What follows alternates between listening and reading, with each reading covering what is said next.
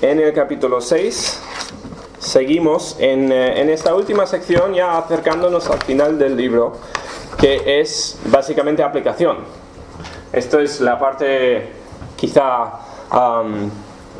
muy práctica, muy aplicable del libro, porque desde el capítulo 1 al 4 básicamente le teníamos a Pablo explicando el porqué, hablando del legalismo, pero dando un poco de introducción, y el argumento en sí en contra del legalismo. Hemos hablado de muchas cosas, no vamos a repasarlo todo, pero cuando llegamos al capítulo 5, después de establecer que la ley, las obras de la ley no nos pueden salvar, ni nos pueden santificar, no nos pueden ganar absolutamente nada nuestras obras, después de establecerlo, pues empezó la aplicación, de una manera de decirlo, en el capítulo 5. Si os acordáis, empezamos el 5, dicen las primeras palabras del capítulo, dice: estad pues firmes en la libertad con que Cristo nos hizo libres. ¿Libertad de qué? Libertad de la esclavitud a las obras, lo que era la religión de los fariseos, lo que es la religión de literalmente cualquier otra religión del mundo. Está basada en algún sistema de obras.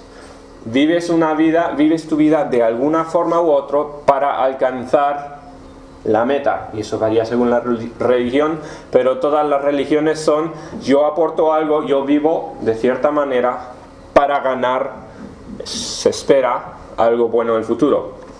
Todas las religiones del mundo, y Pablo dice: estad pues firmes en la libertad de todo eso. No somos nosotros responsables por nuestra propia salvación, no nos ganamos nosotros la salvación. Las obras no sirven ni para la salvación ni la santificación. Ya estoy repitiendo todo lo de antes, pero ha estado hablando todo en cuanto al legalismo. Bien, las obras que según el legalista le ganan cualquier cosa. Pero después de hablar en contra de una forma de decirlo, en contra de las obras buenas, porque quitando todo lo que era el sistema religioso, lo que se estaba enseñando en la región de Galacia por los judaístas, después de construir toda la doctrina de las obras, pues que empieza a hablar Pablo de cómo vivir. Cómo debe vivir el cristiano, y cómo vive un cristiano, pues se manifiesta todo en base de obras.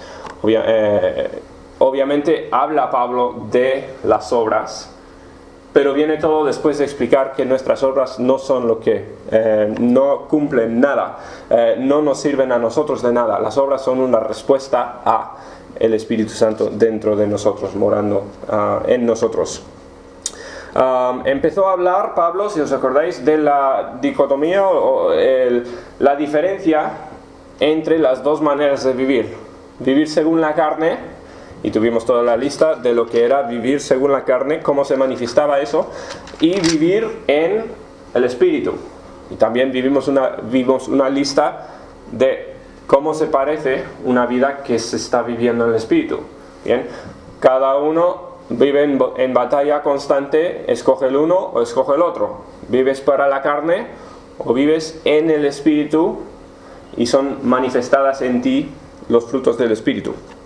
Eso fue en el 5. Después en el 6 hemos estado hablando un poco de la relación entre los cristianos. No sé si os acordáis cuál era la responsabilidad de un cristiano hacia el otro cristiano. Si es un cristiano que acaba de pecar, ¿qué hacemos? Le restauramos. Dice: hermanos, si alguno fuere sorprendido en alguna falta, vosotros que sois espirituales, restauradle con espíritu de mansedumbre. ¿Y cómo era nuestra actitud con un hermano que tenía un buen ejemplo, que nos estaba enseñando con su ejemplo? Pues dijo Pablo: sed partícipe con él, imitadle a esa persona. Está hablando Pablo de cómo relacionarse con las demás personas, con los demás cristianos. Hoy, Dios mediante, por fin vamos a básicamente acabar con lo que es el argumento de Gálatas. Quedan unos versículos y no estoy seguro si será un mensaje o dos lo que queda de la serie, pero hoy llegamos a la conclusión de todo el argumento grande de Gálatas. Así que espero que sea un tiempo provechoso y desde luego interesante, pero que el Espíritu Santo nos pueda guiar a cada uno, mostrarnos qué es lo que toca en mi vida cambiar. Y ahora entonces vamos a orar. Nuestro Padre, te damos tantas gracias una vez más por tu palabra. Gracias por tu gran amor por nosotros. Gracias por el privilegio que es estudiarlo juntos. Y te pido que sea un tiempo provechoso, que te glorifiquemos a ti en el tiempo que tenemos. Te pido que me des a mí la sabiduría que necesito, las palabras que tú quieres que diga. Y pido que simplemente pueda comunicar lo que tú quieres que escuchemos cada uno en esta tarde. Te pedimos por tu bendición. En el nombre del Señor te lo pedimos todo. Amén. Muy bien. Versículo 7 entonces. Es donde acabamos con el 6 la semana pasada. Versículo 7 empieza diciendo: no os engañéis. Dios no puede ser burlado, pues todo lo que el hombre sembrare, esto también segará. No os engañéis. Bien, eso da a entender que fácilmente nos podemos engañar. La gente se engaña. La gente se autoengaña con el legalismo. Eso es el engaño, yo creo, más prevalente del mundo. Que las obras te salvan o las obras te ganan a algo eterno. No os engañéis, dice, Dios no puede ser burlado. No le podemos engañar a Dios. Es lo que está diciendo Pablo. Dios lo ve todo. Ve todas tus obras, ve todo lo que estás haciendo. Ahora, dentro del contexto en que estamos hablando, de dos formas diferentes de vivir. De vivir según la carne o de vivir en el Espíritu.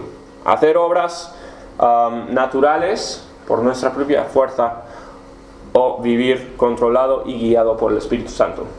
Y dice Pablo: no os engañéis, porque Dios entiende perfectamente lo que está pasando. No sé si los que estuvisteis el miércoles, igual os acordáis de que estuvimos en el Salmo 11, y ¿le importaría a alguien ir rápidamente al versículo 4 y leerlo? Salmo 11, versículo 4. Cuando estuvimos compartiendo versículos, creo que fueron 3 los que compartieron algo de este versículo. Un versículo muy rico, muy interesante. Pero Salmo 11, versículo 4. Jehová está en su santo templo. Jehová tiene en el cielo su trono. Sus ojos ven, sus párpados examinan a los hijos de los hombres. Muy bien. Sus ojos ven, sus párpados examinan a los hombres. Y hablamos de eso un rato el miércoles. Pero Dios ve todo lo que está pasando, pero mucho más que simplemente ver. Hablamos de que la palabra examinar significa que Dios está evaluando, Dios conoce a fondo todo lo que está pasando. Bien, en mi vida, en la vida de los que están alrededor mío, que no entiendo lo que está pasando, Dios lo ve, Dios le entiende. Las cosas que están completamente fuera de mi alcance ni control, las ve Dios, las entiende perfectamente y está haciendo según su voluntad. La idea, Dios es soberano, Dios está completamente en control de todo y no hay absolutamente forma de engañarle, hacer algo que a Dios no lo vea y Dios no lo quiera. Dice, no os engañéis, Dios no puede ser burlado. ¿Por qué? Porque Él ve todo lo que está pasando. Bien, una vez más, el contexto, ¿de qué estamos hablando? ¿Qué es lo que conoce Dios? Bien, ¿qué es lo que ve Dios? Muchas veces este versículo es uno de los versículos que se usa fuera de su contexto para enseñar doctrina falsa.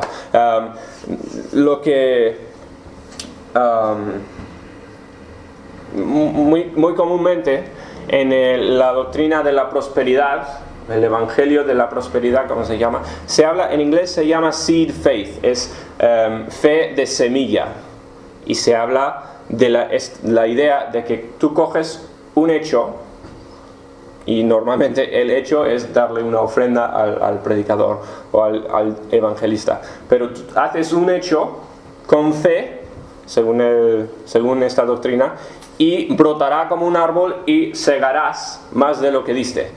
Y se habla de que Dios dará 10 veces más bendición de lo que invertiste tú. Se usa este versículo para promover la idea de que puedes hacer algo y esperar que Dios te va a dar abundantemente más de todo lo que hiciste. Fe de semilla, como se dice. ¿Pero qué pasa? Este versículo pues dice, todo lo que el hombre sembrare, esto también segará. Así que vale, a primera vista igual parece, pues si haces algo bueno, vas a recibir algo bueno. Y puede pasar, no estoy diciendo que no, pero lo que hemos estado diciendo a través de toda la serie es que un versículo, ¿cómo se entiende? En su contexto.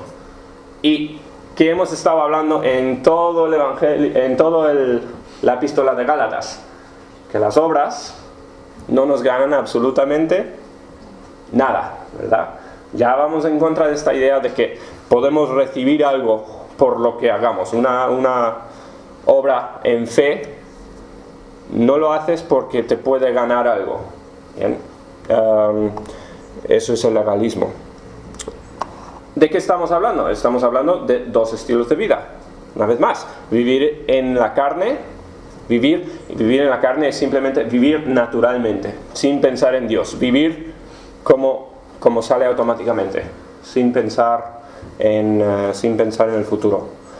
Vivir en la carne o vivir según el Espíritu, ser llenos del Espíritu. Estamos hablando de estas dos cosas. Así que cuando se dice el que siembra, como dice, todo lo que el hombre sembrare, esto también segará, está hablando de dos opciones: sembrar a la carne o sembrar el Espíritu. Bien, en el contexto se entiende, y si no, pues vamos al próximo versículo y nos lo explica. Bien, versículo 8 dice: porque el que siembra para su carne, de la carne segará corrupción. Mas el que siembra para el Espíritu, del Espíritu segará vida eterna. Muy bien, este versículo no se cita con el anterior en el Evangelio de la Prosperidad, por ejemplo, o en los sitios donde se saca de su contexto, porque que está hablando, que lo aclara todo Pablo. Está hablando de o vivir según la carne, lo natural, o vivir para el Espíritu. El que siembra la carne, o podríamos decir el que vive en autopiloto, según lo que es el deseo natural de su carne, segará, dice, corrupción. Y esta palabra corrupción es una palabra muy interesante. Bien, básicamente, si tú te imaginas la vida, una planta, estamos dentro de la ilustración de plantar una semilla y que brota vida, brota algo nuevo.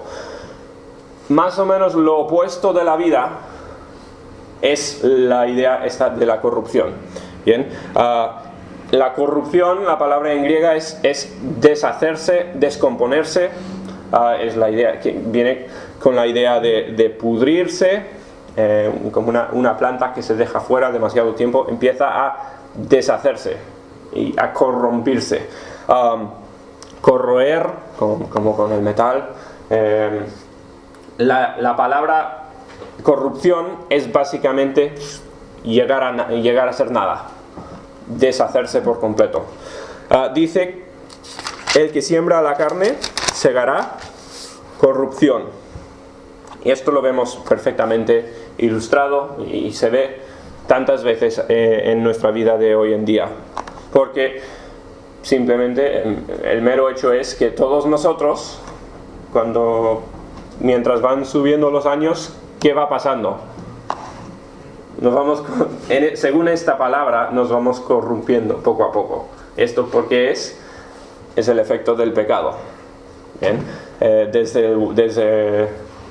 el huerto de Edén, cuando pecaron Adán y Eva, poco a poco se desgasta el cuerpo. Yo fui recordado de esto el miércoles, creo que fue cuando jugué a fútbol, primera vez en mucho tiempo, y me hice una lesión en la rodilla. No me habría pasado hace 3, 4, 5 años seguro. Pero incluso con mi poca edad, espero, noto ya el efecto de la corrupción del pecado. Y cada uno pues lo va notando poco a poco. Eso es natural. Bien, el que siembra la carne segará según la carne, que es corrupción. Bien, la ilustración, o sea, se ve ilustrado a lo largo de toda la vida. Muy sencillamente el efecto del pecado. Génesis 2:17, no vamos a ir ahí, pero habla de Jesús. Le dice Dios a Abraham: el día que comieres, el día que pecares, vas a morir. Y en ese momento empezó a desgastarse Adán con el pecado. El que siembra la carne entonces cosecha corrupción. Y entendemos que al final está hablando del juicio eterno. Bien, el que siembra la carne no es cristiano, segará según la carne. Pero, ¿qué es lo opuesto de sembrar a la carne? Porque hablamos de dos opciones, ¿vale? Sembrar a la carne, ¿cuál es el otro lado? Hacer cosas buenas. O sea, hacer cosas malas te ganan la corrupción y hacer cosas buenas te ganan la vida. No, ¿verdad? No funciona así. ¿Cuál es el otro lado de la moneda en este caso? Dice en el versículo 8: el que siembra para su carne, de la carne segará corrupción, más el que siembra para el Espíritu. Una vez más, contexto. Hemos ido hablando de lo que es ser lleno del Espíritu. Un cristiano recibe el Espíritu Santo, pero desde ese punto en adelante vive según el Espíritu o vive según la carne. Si vive consistentemente según la carne, pues bíblicamente no es salvo. Y eso es lo que nos dice en Gálatas 5. Pero tomamos la decisión diaria de dejar que gane un lado o el otro. Vivimos diariamente según la carne o según el Espíritu. Es una decisión constante que empieza en el momento de la salvación. El que siembra para el Espíritu, entonces, del Espíritu segará, ¿qué? Vida eterna, lo opuesto a la corrupción. Bien. El que vive en el Espíritu Santo segará la vida. Así que la segunda parte, lo que nos interesa como cristianos, no es una serie de obras de que son cosas buenas que hace un cristiano. Bien, no estamos hablando de ser un buen cristiano, entre comillas. Bien, no estamos hablando de estar en la iglesia todos los domingos, no estamos hablando de leer la Biblia todos los días, de dar el diezmo, de todo lo que uno recibe, de repartir folletos durante la semana. Todas estas cosas son características de un cristiano, son características de uno que vive en el Espíritu. Pero no estamos diciendo que estas cosas nos dan la vida eterna. ¿Qué sería eso? El legalismo, bien, lo que enseñaban los judaístas y lo que está predicando Pablo en contra. De lo que está hablando Pablo, una vez más, es ser lleno del Espíritu Santo. Tomar la decisión diariamente de someterse a su dirección, a su voluntad. Vivir en el Espíritu, entonces. ¿Qué es lo que produce la vida en el Espíritu? Bueno, ya vimos que produce el fruto del Espíritu. Lo vimos en el capítulo anterior. Pero aquí en el versículo 8 vemos que ciega o produce la vida eterna. Exactamente lo opuesto a vivir en la carne. Tristemente, hay muchas personas hoy en día que están intentando hacer el bien, están intentando hacer buenas obras, pero no están ganando la vida eterna. Bien, están viviendo en la carne. No están sometiéndose al Espíritu Santo, están actuando por su propia fuerza, por su propio mérito, están viviendo según su propia carne. ¿Y qué es lo que dice Pablo? Todo eso, lo que viene de sembrar a la carne es simplemente, únicamente corrupción. La vida eterna entonces viene de solo una fuente. No puedes vivir en la carne pero también recibir la vida eterna por otro lado. No, viene únicamente de vivir en el Espíritu. Versículo 9, seguimos. Dice, no nos cansemos pues de hacer bien, porque a su tiempo segaremos si no desmayamos. Dice Pablo, entendiendo el resultado de una forma de vida y de otra forma de vida, entendiendo el resultado de vivir en la carne y el resultado de vivir en el Espíritu, pues escoge el bueno, escoge el Espíritu. Dice Pablo, no hay absolutamente duda de lo que va a pasar. Dice, no nos cansemos pues de hacer el bien. ¿Por qué vamos a vivir según la carne si esto ciega la corrupción? No tiene ningún sentido lógico, no es conveniente, no es práctico, porque todo lo que se hace en la carne llega a ser corrupción. Dice, no nos cansemos de hacer bien, porque a su tiempo segaremos si no desmayamos. Es como, entendiendo la ley simple de la siega y la cosecha, y fue muy interesante escucharle al hermano Dodgens hablar de este pasaje, porque estuvo tratando justo con estos versículos, y dio la ilustración, voy a robar un poquito de su mensaje, estuvo hablando de que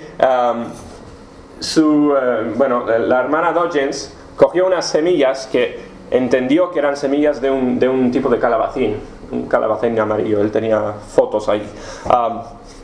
Los separó, los puso en una bolsa, marcó, estos son semillas de calabacín amarillo, y los plantó en la huerta y empezaron a salir calabacines, pero no eran amarillos, eran otro tipo de calabacín. Y cuando llegaron a madurarse del todo, pues dijo el hermano Miguel que habían tres opciones. Bien, o había plantado una cosa y había salido otra cosa, bien, que dijo que ni siquiera nos lo pensamos, o Dios había hecho un milagro extraordinario plantando semillas de uno y que saliera otro tipo de calabacín, que dijo, bueno, pero lo más seguro es que se había equivocado con la semilla que plantó, porque según la ley de la naturaleza, plantas una semilla y vas a recibir siempre la misma cosa. No puedes plantar semilla de árbol y recibir peras, porque así es como estableció Dios la naturaleza. Bien, y no podemos nosotros sembrar según la carne y cegar la vida eterna. No podemos vivir de una forma y esperar recibir fruto de la otra semilla. Dice, es como decir, yo a veces hablo con amigos que fuman y me cuesta entender por qué es que fuman. Nadie puede discutir el efecto y es simplemente un ejemplo de muchos, pero nadie puede discutir lo que ciega una persona que fuma. Bien, pulmones destruidos completamente, corrupción en el pulmón. No se puede discutir, pero se fuma de todas formas, ¿verdad? Y eso así es como funciona con todos los pecados.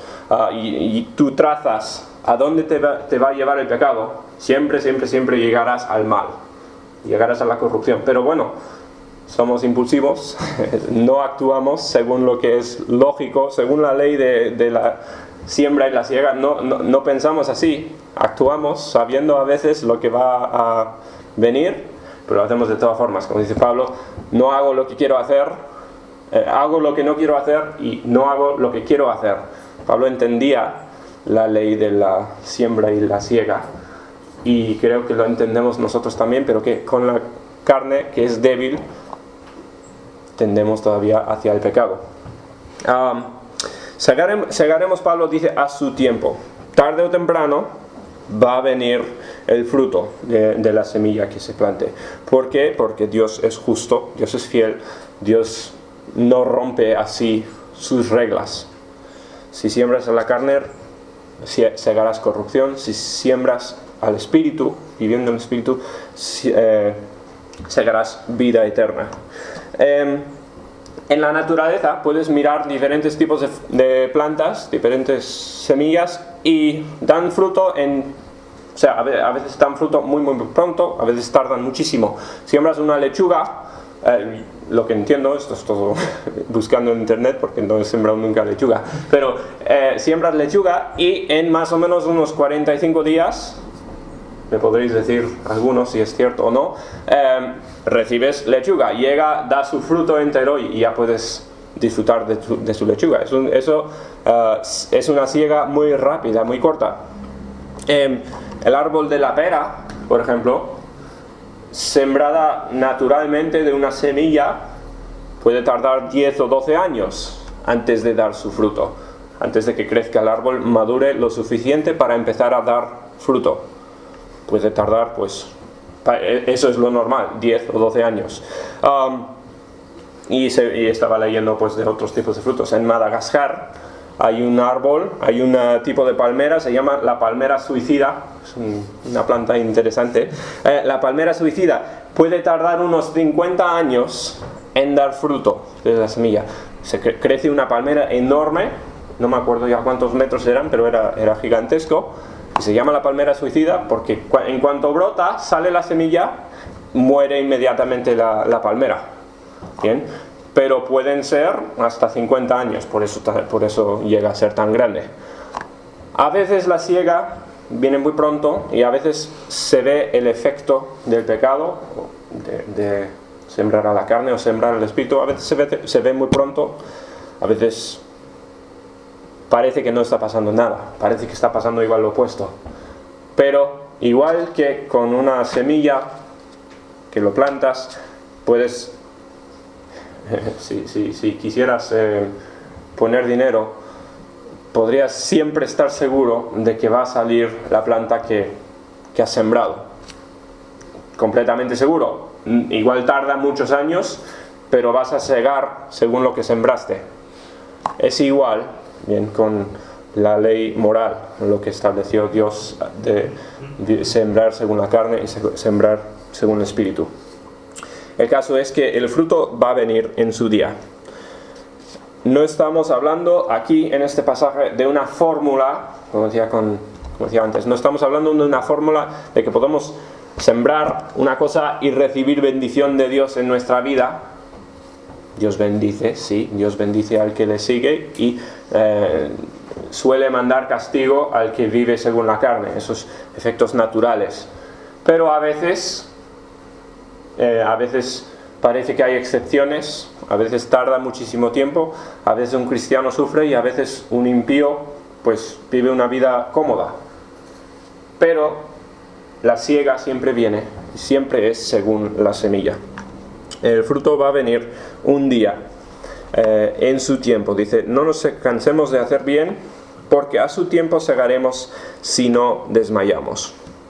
Versículo 10, seguimos, así que según tengamos oportunidad, hagamos bien a todos y mayormente a los de la familia de la fe. Habiendo entendido entonces las dos maneras de vivir, como dije, está hablando Pablo de obras, está hablando ahora de cosas prácticas. Vivir en el Espíritu se manifiesta en cosas prácticas, como el fruto del Espíritu. Vivir en el Espíritu significa vivir con amor, gozo, paciencia, paz, todo lo que es el fruto del Espíritu. Así que no estoy hablando de que nos olvidamos de las buenas obras, ni mucho menos. Pero ya hemos establecido que hacer estas cosas no nos ganan nada. Lo que tenemos que buscar es el ser llenos del Espíritu Santo, y entonces tendremos la posibilidad de manifestar el fruto del Espíritu. Y prácticamente se ve una persona llena del Espíritu, pues demuestra el fruto del Espíritu. Simplemente llegará a ser su deseo. Cuanto más lleno del Espíritu estás, pues casi no puedes ni siquiera controlar que brote el fruto del Espíritu. Así que, conociendo ya que las obras, no está hablando Pablo de poner más empeño en hacer buenas obras. No estamos enfocándonos en las obras, pero hablando en modo aplicación, en modo ya práctico, pues dice en el versículo 10, así que, según tenemos oportunidad, hagamos bien a todos. Está hablando de buenas obras, está hablando de no tratarle mal al hermano, ¿Por qué? Porque le tratamos con amor, con gozo, con paz, con el fruto del Espíritu. Pero no está diciendo que si le tratas bien al hermano vas a cegar vida eterna. Una vez más, estamos volviendo al legalismo. Sino que ser llenos del Espíritu, vas a tratarle bien al hermano y vas a cosechar según esa semilla. Habiendo entendido entonces las dos maneras de vivir, ¿cómo debemos aplicarlo? Tratando bien al prójimo, amando al prójimo. Ya lo vimos también antes en el capítulo 5, el mandamiento más básico, más simple, más claro de Dios es el amor. Amarle a Dios, también traduce como ser lleno del Espíritu, y amar al prójimo. Eso es la forma más simple y más fácil de aplicar esta segunda decisión de vivir en el Espíritu. Tratar bien a los demás, amar al prójimo. Y dice, especialmente los que son familia de la fe. Porque en este capítulo 6 hemos estado hablando de entre hermanos, hemos estado hablando de la iglesia. Si ves al hermano que cae, ¿cómo actúas? Si ves al hermano que es un buen ejemplo, ¿cómo actúas? Estamos hablando en un contexto ya de iglesia. ¿Os acordáis que Pablo está escribiendo directamente a iglesias? Así que dice especialmente a los de la familia de la fe. Lo interesante del versículo del 10, el enfoque del versículo, más que nada, es en esa quinta palabra, oportunidad. Dice, así que según tengamos oportunidad, hagamos bien a todos, y mayormente a la familia de la fe. ¿De qué está hablando esta palabra oportunidad? ¿Pensáis? No apunté la palabra, creo que era kairos. Se podría traducir, o es la idea del tiempo oportuno, el momento perfecto, adecuado. Y no está hablando de un momento específico en el día donde ves una opción de tratarle bien a un hermano. Bien, está hablando de un periodo de tiempo oportuno. ¿Y qué periodo de tiempo crees de qué periodo de tiempo está hablando Pablo? De la vida cortísima que tenemos aquí en la tierra entre hermanos, entre un mundo de pecado. Este corto plazo de tiempo es donde tenemos oportunidad de amar a un hermano rodeado, que realmente necesita mi amor. En el cielo amaremos, en el cielo manifestaremos todo el fruto del Espíritu, pero no es oportuno en el sentido de que no se necesita de la misma forma.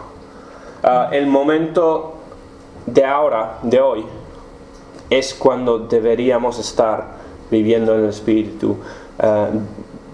Es donde se necesita tu amor por el hermano. Estamos rodeados de hermanos y también inconversos.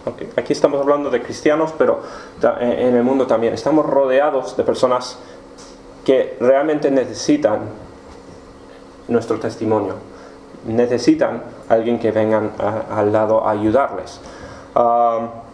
Algunos lo muestran más que otros. Hay gente que son personas que se ven siempre muy necesitadas, y hay otros que no lo muestran. Pero como humanos no somos diseñados para ser individuos. Y por eso existe la iglesia, existe la comunidad cristiana. ¿Por qué? Porque como hermanos necesitamos el apoyo, necesitamos la ayuda de los hermanos alrededor. Y nuestro tiempo oportuno, donde podemos amar, realmente ayudar al hermano, es la vida corta que tendremos. 70 años igual, 80 años. Después habrá toda la eternidad. Pero no es el momento oportuno como lo es ahora. Pablo está diciendo, si tuviéramos una perspectiva eterna, veríamos que en el tiempo que tenemos ahora deberíamos dedicarlo tanto más al Espíritu y al hermano de lo que hacemos si simplemente entendiéramos lo que es la eternidad. Buscar entonces o entender que estamos en el momento oportuno de vivir en el Espíritu, que se manifiesta como amar a mi prójimo, amar al hermano, buscar la forma mejor de ayudar a mi hermano en cualquier momento. Y eso es al fin y al cabo el mensaje de Pablo en Gálatas.